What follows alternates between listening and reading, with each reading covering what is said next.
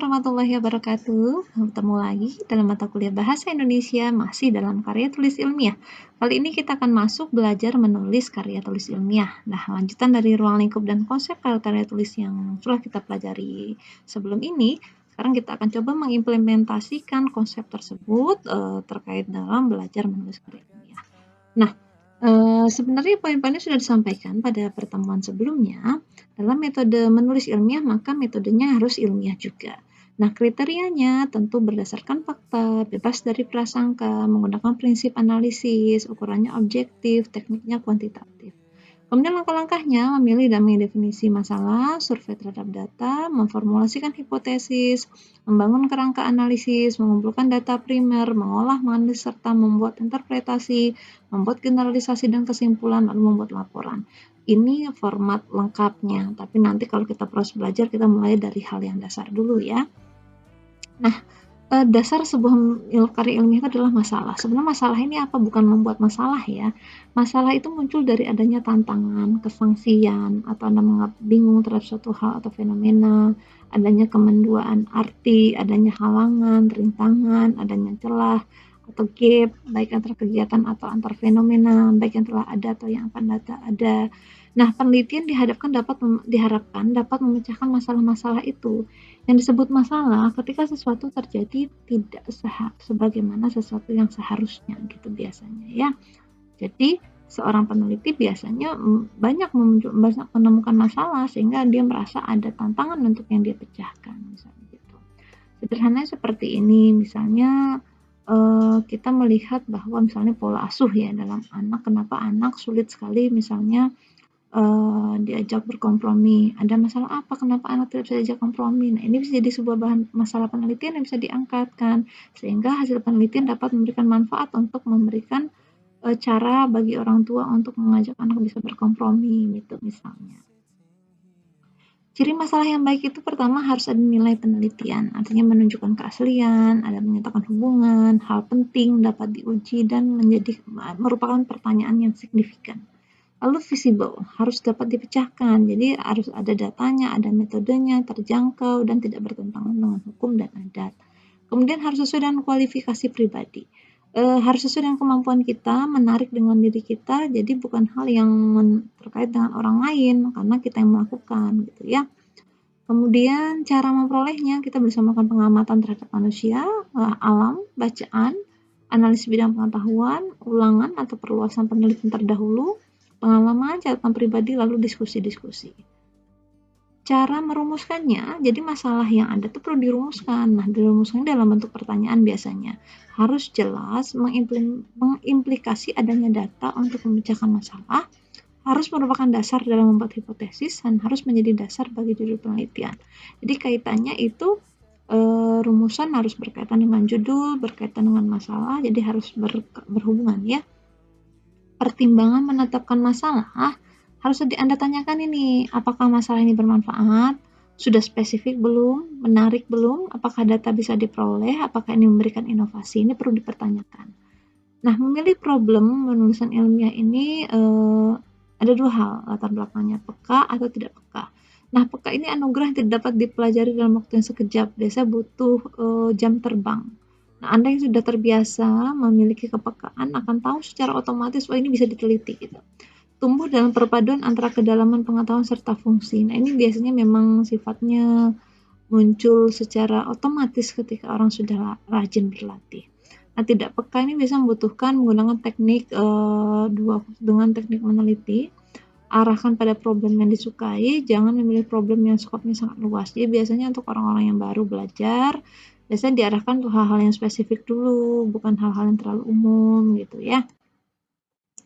Memperdalam problem penulisan ilmiah caranya adalah apabila sudah ada bayangan problem atau masalah, meskipun sama-samar, ini perlu diperdalam lebih luas. Lalu melakukan studi lanjut untuk mencari informasi, tulisan, ucapan, produksi orang. Jadi perlu melakukan studi lebih lanjut ya. Lalu setelah itu buat outline dulu atau buat kerangka sebelum mulai menulis. Nah, ini penting ya.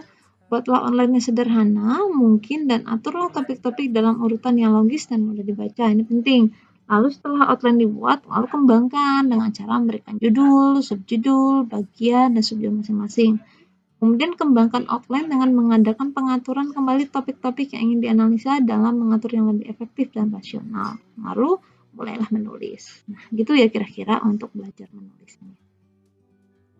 Nah, merumuskan topik dalam penyusunan judul, bila sudah ditemukan hal yang akan dibahas, maka Anda bisa secara singkat merumuskan topik dapat dilihat dari bagian berikut. Jadi ada variabel, topiknya umum, terus bisa banyak pilihan judul mana yang akan Anda pilih. Penggunaan bahasa. Nah, ragam bahasa itu ada bahasa pada media, lisan, dan tulisan. Ini sudah kita bahas ya pada ragam bahasa, ada berdasarkan penutur nanti pembagiannya dialek, bahasa penutur terpelajar, resmi, tak resmi. Kalau pokok persoalan ini tergantung keilmuan. Nah, ini sudah pernah kita bahas. Maka nanti terkait dalam ragam bahasa ilmiah, ya Anda sesuaikan dengan pokok persoalan ilmiahnya ya. Nah, dalam menulis karya ilmiah, ragam bahasa tulis baku setidaknya memenuhi kriteria ini. Jelas, tegas, tepat, dan lugas. Ini sudah kita pelajari juga, semoga masih diingat ya. Lalu, hal yang tidak boleh dilupakan adalah terbangun kesatuan paragraf, kepaduan paragraf, ada variasi pengembangan paragraf, lalu hubungan paragraf satu dengan yang lain harus logis, harus sistematis. Nah, kita lanjutkan kalau Anda sudah paham terkait konsep-konsep pembahasan tadi, mengukur prinsip tulisan. Nah, pertama, tulisannya harus akurat. Nah, caranya Anda bisa lakukan pertanyaan ini. Apakah tulisan saya tidak menyampaikan gagasan atau pesan secara berlebihan? Nah, Anda bisa berpikir lanjut, ini berlebihan atau tidak ya? Apakah saya telah memikirkan dengan masak gagasan yang disampaikan? Apakah saya telah mengecek seluruh gambar, skema, peta, grafik, dan sebagainya yang tidak keliru? Apakah tulisan saya tidak mengandung salah cetak, kerancuan, atau penulisan kalimat? Yang kelima, apakah tulisan saya sudah memenuhi aturan standar atau permintaan lomba yang ditentukan, misalnya ikut lomba? Nah, itu perlu ditanyakan untuk memunculkan keakuratan tulisan Anda. Lalu singkat. Untuk mengukur akurat, singkat, tadi akurat ya. Kalau untuk mengukur singkat, Anda bisa tanyakan, apakah saya telah menggunakan cara yang paling singkat untuk menyampaikan gagasan? Apakah ungkapan klise tidak perlu dan dapat dibuang? Apakah saya telah membuat saya sedemikian singkat, namun pembaca masih dapat menerima ide saya secara utuh? Jadi perlu, kadangkala yang penting disampaikan bisa sampai singkat, tapi orang bisa menerima ide secara utuh. Nah, ini juga perlu dipertanyakan. Lalu setelah akurat singkat, kita perlu mempertanyakan kejelasan. Apakah saya sendiri mengerti dengan apa yang saya kemukakan? Nah, ini perlu dicek ya. Apakah saya telah memilih kata dengan cermat? Apakah kata ganti nama yang saya gunakan tepat dan konsisten? Nah, dalam ilmiah penting konsisten ini. Apakah dengan menggunakan gambar, skema, peta, tabel, grafik, dan angka akan memperjelas uraian? Nah, mempertanyakan terkait dengan hal-hal ini sangat mempengaruhi hasil dari karya ilmiah yang Anda buat. Nah, nanti terkait dalam selanjutnya adalah gaya bahasa dalam menuliskan laporan. Oh, ini mohon maaf, sedikit berantakan ya. Jadi intinya begini, gaya bahasa dalam penulisan laporan, tulislah sesuatu yang jelas, buatlah kalimat sederhana mungkin, jangan membuat kalimat terlalu panjang, lebih baik membuat 2-3 kalimat pendek dalam menjelaskan sesuatu. Gunakan paragraf yang pendek juga. Hati-hati dalam membuat terminologi, berikan definisi terminologi supaya pengertiannya tidak meragukan. Gunakan tata bahasa dan ejaan yang benar, usahakan kalimat aktif, beri nomor, bab, subbab dengan sistem yang sederhana. Nah, ciri bahasa ilmiah itu harus tepat dan tunggal makna, jadi tidak ambigu ya. Bahasa ilmiah mendefinisikan secara tepat istilah dan pengertian yang berkaitan dengan suatu penelitian agar tidak menimbulkan kerancuan. Intinya bahasa ilmiah itu singkat, jelas, dan efektif. Kata-kata yang dalam kurung dicontohkan ini yang merupakan sebaiknya dihilang. Tulisan ini membahas, langsung saya begitu. Tulisan ini dilakukan dengan maksud untuk membahas, nah ini kan tidak efektif. Seperti yang sudah kita pelajari sebelumnya. Ciri-ciri laporan yang ditulis dengan baik itu adalah komunikasi yang jelas lewat tata tulis yang baik, alur pernyataan yang mulus dengan kontinuitas yang terpelihara antar gagasan satu dengan yang lain, hemat kata-kata, memilih kata-kata yang komunikatif dan tidak bermakna ganda, tidak menggunakan kata yang sensitif atau stereotip dan mengandung sara, menggunakan kosakata teknis, menggunakan fakta serta deduksi dan didasari oleh fakta, tidak bias dalam memilih fakta demi mendapatkan tujuan tertentu, seperti itu. Baik, Saya pikir itu yang dapat, saya tambahkan untuk terkait dengan belajar menulis dan penguatan untuk mengecek karya tulis. Setelah ini kita akan mulai untuk mengembangkan ide, membuat rumusan, dan menghasilkan sebuah karya ilmiah yang dapat Anda gunakan dalam ajang-ajang lomba-lomba karya ilmiah selanjutnya. Baik, selamat belajar, selamat menulis. Terima kasih atas perhatiannya. Wassalamualaikum warahmatullahi wabarakatuh.